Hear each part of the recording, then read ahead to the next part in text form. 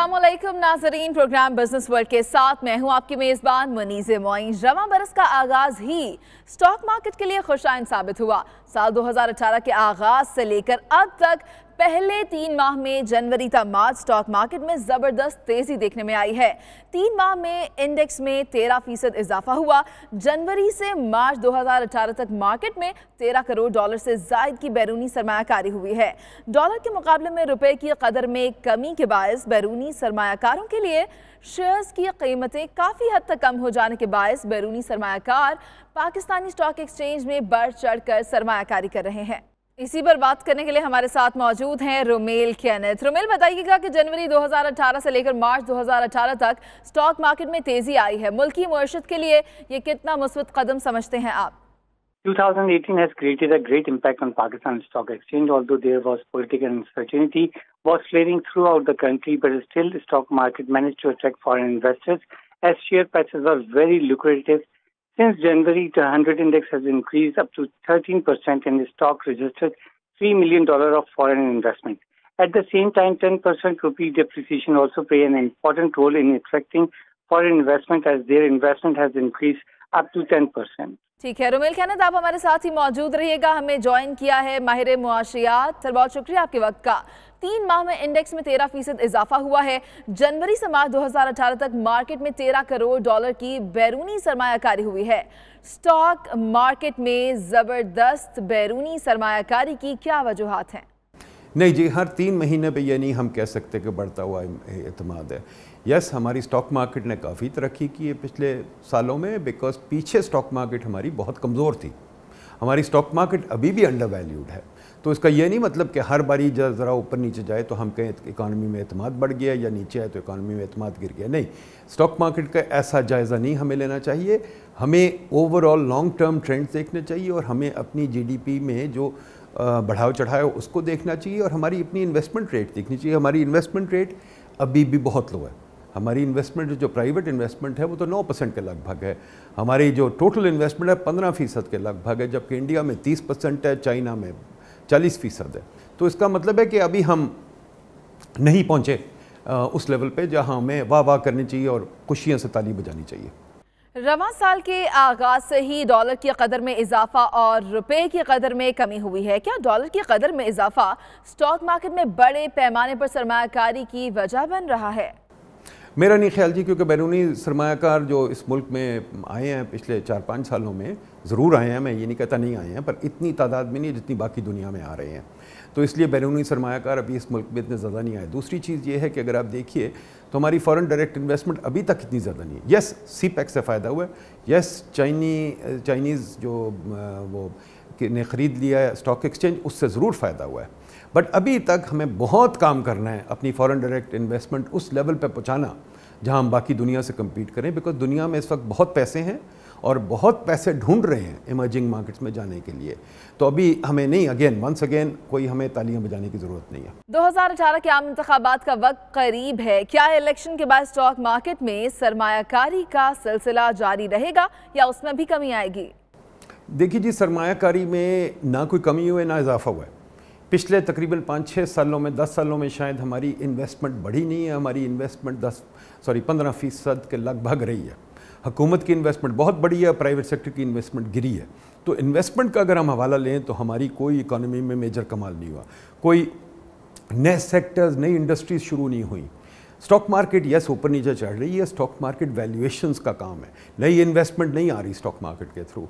तो हमें अभी बहुत काम करने की ज़रूरत है। यही मैं कह रहा था पहले भी कि हमें अपने सिस्टम में चेंजेस लाने की ज़रूरत है। हमें अपने निज़ाम में, हमारा निज़ाम टैक्स से लेके, एक्सपेंडिचर से लेके, गवर्नेंस से लेके, हमारी लीगल सिस्टम से लेके, जुडिशल सिस्टम से लेके, प्रॉपर्टी राइट्स, हर चीज़ में हमें इस्लाहात की ज़रूरत है और बड़ी गहरी इस्लाहात की ज़रूरत है ताकि हम दुनिया के बराबर आ सकें। हम दुनिया में जो काम निज़ाम चल रहा है, जिस तरीके से काम हो रहा है, हम उससे बहुत पीछे हैं। हमने अभी तक 19वीं सदी का लॉर्ड मकाले का निज़ाम संभाला हुआ है। हमने अभी तक कोशिश कर रहे हैं कि वही पुरानी सिविल सर्विस, पुरानी जुडिशरी, पुरानी आर्मी, पुरानी सब चीज़ों से हम काम चलाएं। मॉडर्न ज़माने में 21st सेंचुरी में आने की ज़रूरत है, फिर काम होगा। वो इस्लाहात कौन करेगा? خدارہ شاید اگلی حکومت کر دے، مجھے نہیں پتا، مجھے کوئی یقین نہیں آ رہا، کیونکہ ہمارے ملک میں سوچ کی کمی بہت ہے۔ بہت شکریہ کاشف مدین انصاری صاحب، آپ ہمارے ساتھ موجود تھے، اور میل کینت صاحب کا بھی بہت شکریہ۔ ناظرین، یہاں وقت ہوا ایک بریک کا، آپ ساتھ رہیے۔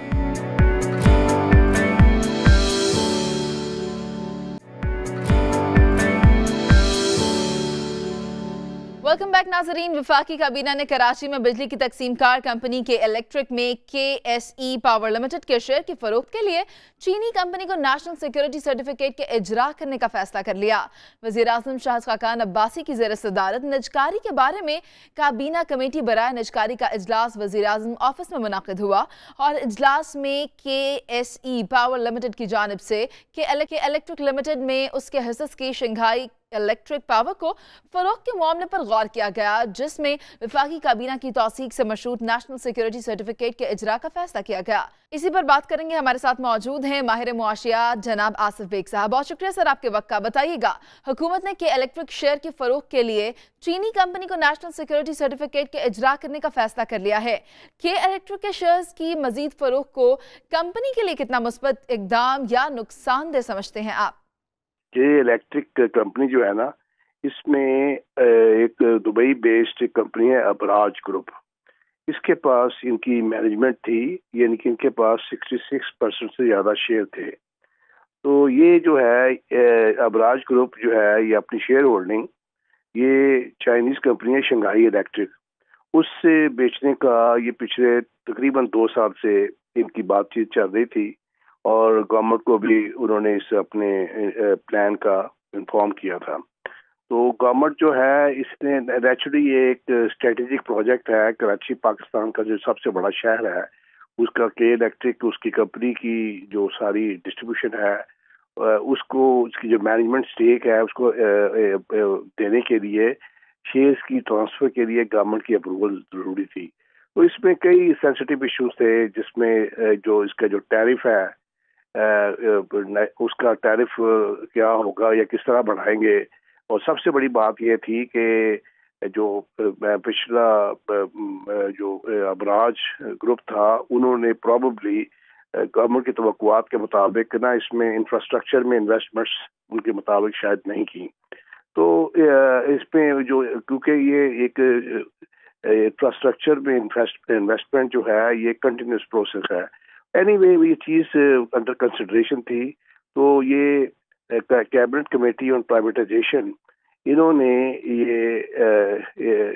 اس میں اس کی میٹنگ ہوئی ہے، انہوں نے اس ضمن میں جو بھی پروجیکٹس ہیں ان کے متعلق جو صورتحال ہے اس کو اسٹڈی کیا۔ تو انہوں نے کے الیکٹرک میں یہ جو چائنا کی جو شنگھائی الیکٹرک کمپنی ہے، اس کی شیئر جو ابراج گروپ کی شیئر ٹرانسفر ہے، اس میں کلیئرنس سرٹیفکیٹ، یہ نیشنل کلیئرنس سرٹیفکیٹ، یعنی کہ اس ڈیل کو گورنمنٹ جو ہے کلیئر کر رہی ہے، اور اس کے متعلق انہوں نے سرٹیفکیٹ ایشو کرنے کا فیصلہ کیا، اور subject to ratification of cabinet, یعنی کہ یہ جو چھوٹی کمیٹی ہے کیبنٹ کمیٹی آن پرائیویٹائزیشن، ان کے اس فیصلے کو جو کیبنٹ ہے وہ اپنی جو میٹنگ میں اس کو ریٹیفائی یعنی کہ اس کو منظور کرے گی، یہ انہوں نے فیصلہ کیا ہے۔ اور میرے خیال میں آپ پوچھ رہے ہیں کہ یہ کیسا فیصلہ ہے، یہ بہت میرے خیال میں مثبت فیصلہ ہے، کیونکہ یہ معاملہ کافی دیر سے، جس طرح میں نے کہا تقریباً 2 سال سے یہ معاملہ چل رہا تھا۔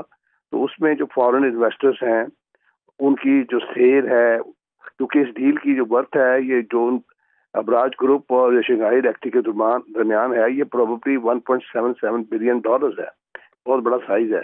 تو اس میں فارن انویسٹرز کا اعتماد بحال کرنے کے لیے ان کی جو شیئر ہولڈنگ ہے اس کو لیکویڈیٹ کرنا یا اس میں سے ایگزٹ لینا یا انٹری کرنا، یہ تمام چیزیں جو ہیں یہ ایک اچھا اسٹیبل اور فرینڈلی انوائرمنٹ جو ہے یہ کانفیڈنس بڑھاتا ہے کہ الیکٹرک کی کارکردگی کوئی بڑے پیمانے پر متاثر کو نہیں رہی۔ کیا یہی وجہ ہے کہ اس کے شیئرز کو حکومت مزید فروخت کر رہی ہے؟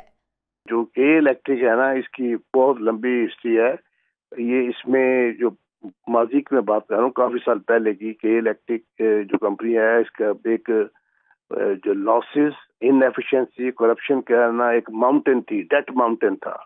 اس میں پھر گورنمنٹ نے اس کو جو اتنے اس کو لون دیے ہوئے تھے اس کو ایکوٹی میں کنورٹ کیا اور پھر الٹیمیٹلی گورنمنٹ نے اس کی تھوڑی سی ریسٹرکچرنگ کر کے اس کو پرائیویٹائز کیا، جو ایک سینسیبل ڈیسیژن تھا۔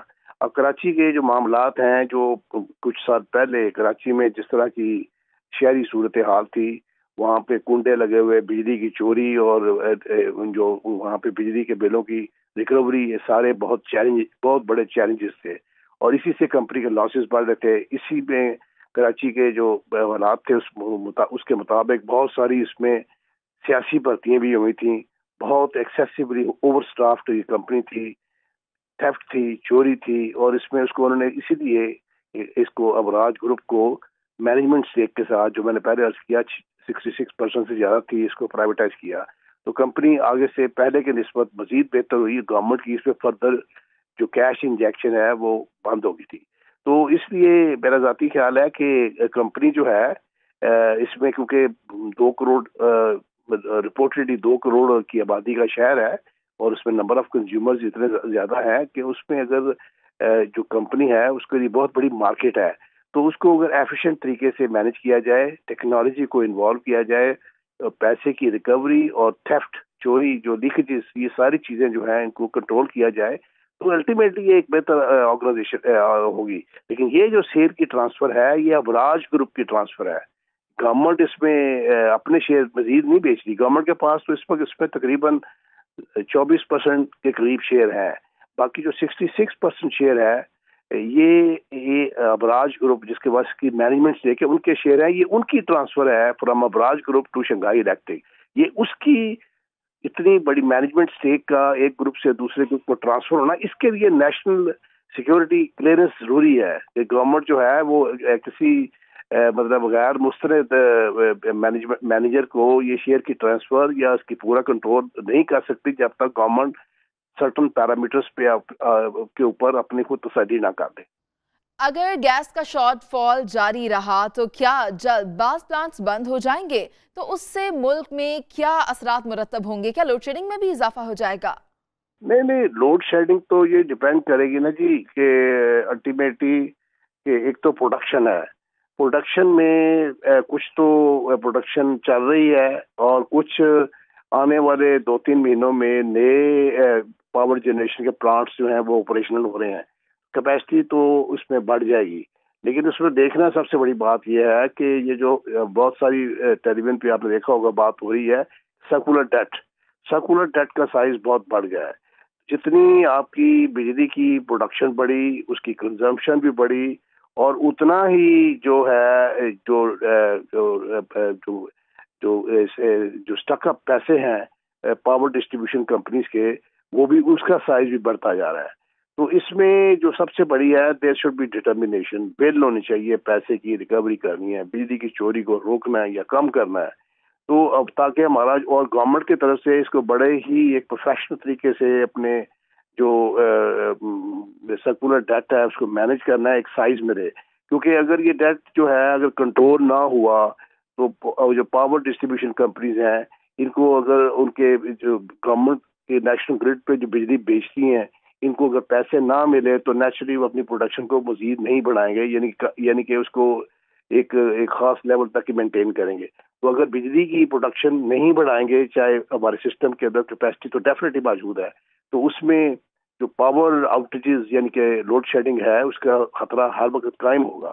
تو لوڈ شیڈنگ کو کم کرنے کے لیے یا ایلیمینیٹ کرنے کے لیے پیسے کی ریکوری اور جو اور اس کی جو الیکٹرسٹی ڈسٹریبیوشن کمپنیز کو گورنمنٹ کی طرف سے پیسوں کی ادائیگی وقت پہ کرنا، تاکہ وہ جو کمپنیز ہیں اپنے بزنس کو اچھے کیش فلو کے ساتھ مینج کریں، پروڈکشن کو بڑھائیں، اس میں سے اسی سے ہماری لوڈ شیڈنگ کم ہوگی۔